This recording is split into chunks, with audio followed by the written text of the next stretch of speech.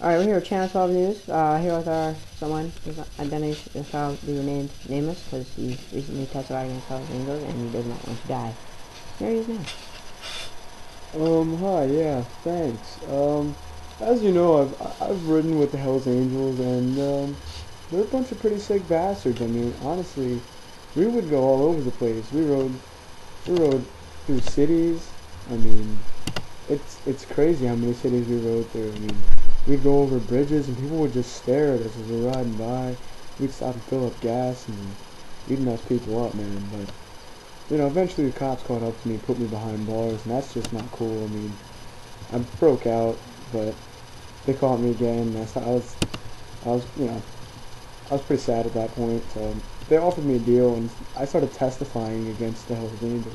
They took pictures, and took written documents down, and they sent me over to New York, witness protection program, and Hells Angels actually found me there. It was pretty bad. So they shipped me out to outer space, and I don't know what happened. Somehow I saw one of them riding a motorcycle in outer space. It was pretty crazy.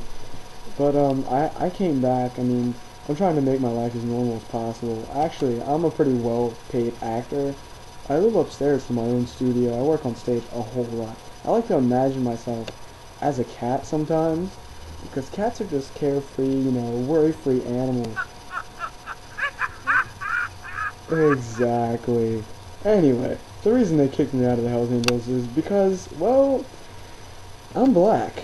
And those guys are pretty damn racist. That's really messed up, bro. Anyway, I've had enough of this. I'm signing out before they catch me again. Oh my god, here they come.